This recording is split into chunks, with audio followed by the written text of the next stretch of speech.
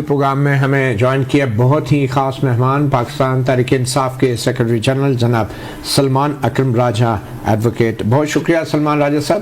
ہمارے ساتھ اسٹوڈیوز میں ثاقب بشیر بھی موجود ہیں. راجہ صاحب، یہ جو آج تحریری مطالبات کے حوالے سے حکومت مطالبہ کر رہی ہے اور بظاہر تاثر دے رہی ہے کہ پی ٹی آئی جو ہے مذاکرات میں سنجیدہ نہیں ہے، یہ معاملہ کیا ہے؟ ایسے کون سے مطالبات ہیں جن کے حوالے سے آپ نے پہلے کمٹ کیا تھا بظاہر کہ آپ تحریری طور پہ دیں گے اور اب نہیں دیے جا رہے؟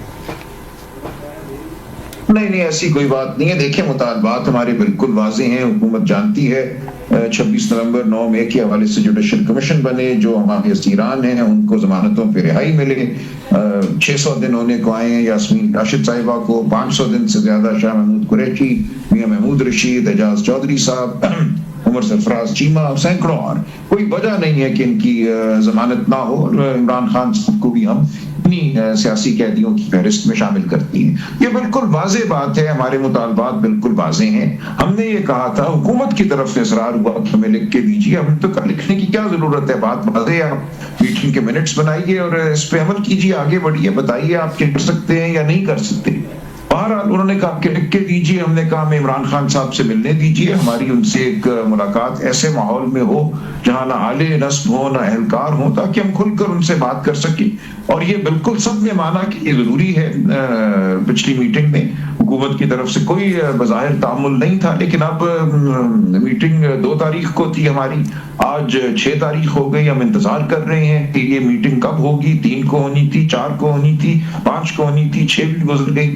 یہ میٹنگ کیوں نہیں کرائی جا رہی عمران خان صاحب سے؟ وہ یہیں اٹیالہ میں موجود ہیں اور ہم سب بھی یہاں موجود ہیں. ہم چاہتے ہیں کہ ان سے مشاورت کریں اور آئیں، بات آگے بڑھے. یہ جان بوجھ کر یہ نہیں کیا جا رہا. ٹھیک ہے. اچھا، یہ القادر ٹرسٹ کیس کا جو فیصلہ آنا تھا وہ ایک بار پھر مؤخر ہو گیا ہے.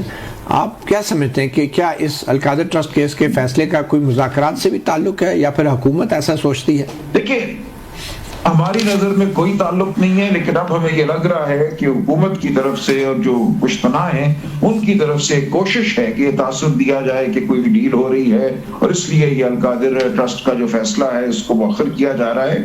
حالانکہ ایسا کچھ بھی نہیں ہے.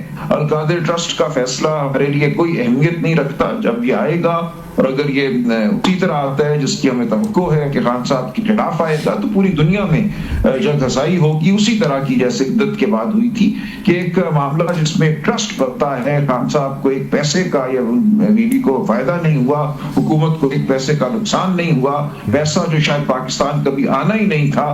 20 سال آپ لڑتے رہتے اگر برطانیہ کی عدالتوں میں، پھر بھی شاید نہ آتا. وہ آیا، زر مبادلہ کے ذخائر میں 190 ملین پاؤنڈ کا اضافہ ہوا اور اس میں 20 ارب روپے کا منافع کما کے حکومت نے وہ پیسہ وصول کر لیا. یہ کیا مقدمہ ہے جس کو اتنا بڑھاوا دیا جا رہا ہے؟ تو حکومت بڑھے آگے اور کہ جو جس کسی کو بھی کہنا ہے کہ فیصلہ سناؤ، ہمارا اس فیصلے کے حوالے سے کوئی یہ ہمارے لیے اہمیت کا حامل نہیں ہے.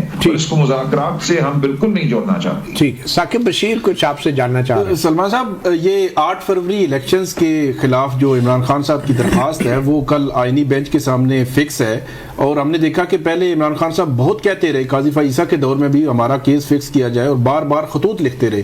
پچھلی سماعت پر آپ کے وکلا نہیں تھے، تو کل کیا پی ٹی آئی کے وکلا تیاری کے ساتھ پیش ہوں گے اور پورا کیس پیش کریں گے، یا کل بھی تاریخ لی جائے گی؟ نہیں، ہم تو تاریخ نہیں لیں گے. دیکھیں، یہ غالباً وہ مقدمہ ہے جو حامد خان صاحب نے دائر کیا ہوا تھا، اور اس میں تقاضا یہی تھا کہ 8 فروری کا جو الیکشن ہوا ہے اس کے حوالے سے ایک کمیشن بنایا جائے، جیسا کہ 2013 کے الیکشن کے حوالے سے ایک کمیشن بنا تھا. ناصر الملک صاحب نے اس کی سربراہی کی تھی جو اس وقت چیف جسٹس تھے. اگر ایسا کمیشن بنتا ہے تو ہم سمجھتے ہیں بالکل دودھ کا دودھ پانی کا پانی ہو جائے گا. آپ کو نظر آئے گا کہ کس طریقے سے الیکشن جتوائے گئے ہیں. میرا حلقہ لے لیں، 436 پولنگ اسٹیشن تھے، ہر پولنگ اسٹیشن میں نے جیتا، لیکن جب اگلے دن رزلٹ آیا تو پتا چلا کہ 170 پولنگ اسٹیشن ایسے ہیں جہاں قومی اسمبلی کا جو ٹرن آؤٹ ہے، جو تناسب ہے ووٹ کا، وہ 90% سے اوپر چلا گیا، جبکہ انہی پولنگ اسٹیشنز پہ صوبائی सूबाई असम्बली का तनासुब जो है वो 40% से कम है, और पूरे हल्के में जो तनासुब है वो ऐसे मामलात हैं 40% ही है। ये जब सामने आएंगे तो मज़ाक़ा खेज़ एक सूरत हाल सामने आएगी कि 70-80 सीटें किस तरह पीटीआई से तो फिर इस पे आपकी राजा साहब आपकी इस पे हिकमत अमली क्या होगी कल सुप्रीम कोर्ट के सामने? क्या आप लोग पेश हो रहे हैं या नहीं होंगे? देखिए, ये मुकदमा हामिद खान साहब देख रहे हैं, ये मुकम्मल तौर पे उनके हाथ में है, वो जिस तरह मुनासिब समझेंगे करेंगे। सीनियर वकील हैं, ये हमने उन्हीं के सुपुर्द किया है मामला। लेकिन हम इसके अलावा जो हमारे तकाजे हैं वो बिल्कुल अपनी जगह हैं कि जो इलेक्शन ट्राइब्यूनल इन्होंने बदल दिए, कानून ये था कि हाजिर सर्विस हाई कोर्ट का जज सुनेगा इलेक्शन की अपीलें, कानून बदल के आपने कहा कि अब इलेक्शन कमीशन अपनी मर्जी के रिटायर्ड जज लगाएगा। लाहौर हाई कोर्ट ने जो फैसला दिया था जस्टिस शाहिद करीम साहब ने, जबरदस्त फैसला था कि उस वक्त के चीफ जस्टिस शहजाद अहमद खान के जो नामजद जज साहिबान हैं बतौर इलेक्शन ट्राइब्यूनल, उनको मुकदमे दिए जाएं और उनके मुताबिक फैसले हों, उनके उस नोटिफिकेशन के मुताबिक। उसको रद्द कराया गया सुप्रीम कोर्ट से। काजी फायज ईसा साहब की सरबराही में एक बेंच ने मामला वापस भेजा, शहजाद अहमद खान साहब को एलिवेट कर दिया गया सुप्रीम कोर्ट में, और उसके बाद जो होना था वो हुआ। उनके नामजद तमाम जजों को फारिग किया गया और उनकी जगह रिटायर्ड जज जो थे वो इलेक्शन कमीशन ने लगाए, और सुप्रीम कोर्ट को कहा कि सब कुछ ईमा से हुआ है chief justice Lahore high court की। ये वो सूरत हाल है जिसका हम सामना कर रहे हैं। अच्छा राजा साहब, ये बताएं कि क्या डेडलॉक है मुज़ाकरात में या नहीं है, और अगर ये मुज़ाकरात इसकी आपके मुताबिक तो 31 जनवरी की डेडलाइन है जो खान साहब ने दे रखी है, तो ये क्या नेक्स्ट मीटिंग कब है, क्या होगा? देखिए, अगर तो ये बात नहीं होती, बात तो बहुत सादा है, अगर ये बात नहीं होती तो बिल्कुल मुज़ाकरात की कोई अहमियत नहीं रहेगी, और हम एक इंच भी नहीं हटेंगे जो 26 नवंबर को खून बहा है उसका हिसाब मांगने से। उस दिन लोग शहीद हुए हैं, आज दिन तक लोग गुमशुदा हैं, अब 6-7 हफ्ते होने को आए हैं, उनके प्यारे उनको ढूंढ रहे हैं। 50 के करीब लोग ऐसे हैं जिनका कुछ पता नहीं, और हम यही अंदेशा करते हैं कि वो भी शहीद हुए और उनकी लाशों को उसी तरह दफनाया गया जिस तरह में हुआ था।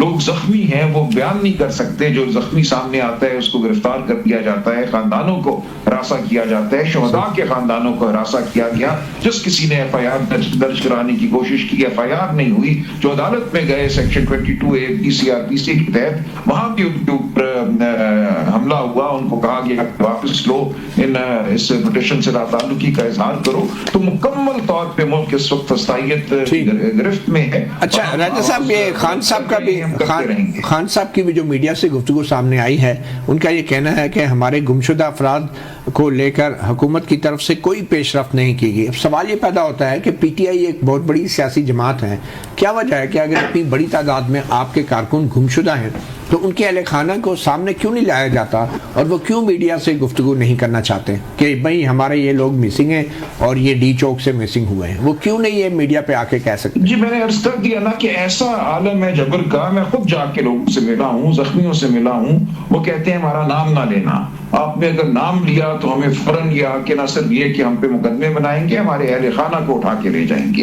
देखिए, इस वक्त ये मुल्क अगवाकारी की बुनियाद पे चल रहा है। हर एक को ये वसवसा है, खौफ है कि उसका कोई प्यारा जो है वो अगवा हो जाएगा, उसका कुछ पता नहीं चलेगा, 40, 50, 60 दिनों के बाद वो मिलेगा शिकस्ता आंखों के साथ और गुमसुम। तो ये आपने एक दहशत का माहौल पैदा किया है। उनके खिलाफ बहुत कम लोग हैं जो आवाज बुलंद कर रहे हैं। आप बोल रहे हैं, मैं बोल रहा हूँ, लेकिन हम में से किसी को नहीं पता। आप सह चुके हैं इस बात को। आप पे जो मुकदमा बना वो किसी पे भी बन सकता है, और मुकदमा बनना तो एक आसाइश है। मुकदमा बनाए बगैर ये लोगों को अगवा करते हैं, ये बताने को कि ताकत कहाँ है। तो राज साहब ये बताएं कि फिर कोई दाद तो होगी ना गुमशुदा अफराद की आपकी पार्टी की सरकारी तौर पे आज की तारीख में? हमने मुज़ाकराती कमेटी के लिए पिछली नशिस्त में अली गंडापुर साहब ने बिल्कुल बता दिया था कि जो लिस्ट उनके पास है अब हतमी, उसमें तकरीबन 50 के करीब लोग गुमशुदा हैं अभी भी, और उसके ऊपर हुकूमत ने कोई जवाब नहीं दिया अभी तक। देखिए, یہ تو حکومت کا فرض ہے نا کہ وہ تحقیق کرے، پتہ کرے کہ یہ لوگ کہاں ہیں، لیکن انہوں نے تو ہماری میٹنگ تک نہیں کرائی. وہ میٹنگ کراتے تو ہم نے کہا تھا کہ ہم آپ کو ہر چیز تحریری طور پہ دے دیں گے تاکہ یہ جو ہے ایک اتمام حجت بھی ہو جائے. اگر آپ سمجھتے ہیں کہ تحریر ضروری ہے، زبانی گفتگو جس کے منٹس بھی بن گئے ہیں وہ ناکافی ہے، تو یہ بھی ہم کر ڈالیں گے، لیکن اب خاموشی ہے جان. اچھا راجہ صاحب یہ بتائیں کہ مطالبات کے حوالے سے جو حکومت بات کر رہی ہے، خواجہ آصف جو وزیر دفاع ہیں وہ یہ کہتے ہیں کہ آپ اس لیے تحریری طور پہ مطالبات نہیں دینا چاہتے کہ بعد میں پھر آپ آسانی سے مکر سکتے ہیں اپنے ان مطالبات سے. نہیں دیکھیں، مطالبات سے مکرنا کیا ہے؟ ہم نے کیا اس سے مکرنا ہے کہ کمیشن بناؤ؟ اس سے کیا مکرنا ہے کہ اسیران کو رہا کرو؟ اس میں مکرنے والی کیا بات ہے؟ اور پچھلی نشست میں حکومتی ٹیم نے بالکل یہ کہا کہ ان کے تو کوئی مطالبات ہیں ہی نہیں، لہٰذا یہ معاملہ تو ایسا ہے کہ یہ کام آپ کریں تاکہ آئین، قانون، شرافت سے وابستگی کا اظہار ہو، اس کے بعد باقی باتیں کریں گے. اس میں تو کوئی معاہدے والی بات ہی نہیں ہے. اچھا یہ خفیہ مذاکرات کی جو خبروں پہ اب تو خود بانی P T I Imran Khan نے بھی تردید کر دی ہے، تو مگر اس کے ساتھ علیمہ خان بھی یہ کہتی ہیں اور عمران خان بھی یہ کہتے ہیں میڈیا سے گفتگو میں کہ ان کو پیشکش کی گئی کہ بنی گالہ میں شفٹ کیا جائے اور انڈائریکٹلی پیشکش کی گئی. اس کا مطلب ہے کوئی انڈائریکٹ رابطے ہیں اسٹیبلشمنٹ کے ساتھ؟ نہیں اس طرح نہیں ہے. دیکھیں ایک چیز ہوا میں اڑا دی جاتی ہے یا کوئی چیز جو ہمارے دوست خان صاحب سے ملتے ہیں، ظاہر ہے کہ ٹرائل کے دوران بھی ملاقات ہو جاتی ہے، اس کے علاوہ بھی ملاقات کا ایک دن مقرر ہے، اس میں کوئی نہ کوئی آ کے کہہ دیتا ہے کہ جی ایک بات آئی ہے کہ اگر آپ مان جائیں تو آپ کو ہم بنی گالہ بھیج دیتے ہیں. اس طرح کی ایک واسطہ قسم کی گفتگو ہے، کوئی ڈائریکٹ جو ہے بات نہیں ہے. یہ کون لوگ پیغام رسانی کرتے ہیں؟ کیا جیل کا عملہ ہوتا ہے، کوئی سرکاری ملازم افسران ہوتے ہیں یا کوئی سیاستدان ہوتے ہیں؟ دیکھیں یہ تفصیلات مجھے نہیں پتا کہ کیا ہے. خان صاحب نے اتنا ہی کہا کہ یہ سیکنڈ ہینڈ قسم کی بات ہوتی ہے اور ایک دو بار ہوئی ہے، بس اس سے زیادہ انہوں نے کچھ نہیں کہا. اچھا یہ بتا دیں کوئکلی آخر میں کہ آپ سے تو مطالبات کو تحریری طور پہ دینے کا کہا جا رہا ہے، کیا حکومت کے بھی کوئی مطالبات آپ کے سامنے رکھے گئے ہیں مذاکرات کے دوران؟ حکومت کی طرف سے کچھ تقاضے کیے گئے ہیں کہ مطلب کہ آپ؟ جی میں نے یہ عرض کیا نا، حکومت نے تو کہا کہ ہمارے کوئی مطالبات نہیں ہیں. ہم نے یہی کہا تھا کہ اگر تو یہ مطالبات کا تبادلہ ہونا ہے تو پھر دونوں اطراف سے تحریری طور پہ مطالبات آنے چاہیے. ہم نے صرف اسی لیے تحریری مطالبہ نہیں دیا تھا اور یہ پوچھا ہم نے کہ آپ بھی دے دیں، ہم بھی پھر دے دیتے ہیں تاکہ ایکسچینج آف ڈاکیومنٹس ہو. انہوں نے کہا ہماری طرف سے کچھ نہیں ہے، کوئی تبادلے کی ضرورت نہیں ہے دستاویزات کی. اچھا پھر اگر ایسی صورت ہے جانب سے کوئی مطالبہ ہی نہیں ہے تو ہماری تو بالکل سادہ ہیں، جملے ہم لکھ دیں گے، دو ہی جملے بنیں گے. تو ان کو اگر کاغذ پہ دو جملے چاہیے جو صبح و شام ہم بولتے ہیں تو وہ کاغذ پہ بھی لکھ کے دے دیں گے، کوئی اس میں مسئلہ نہیں.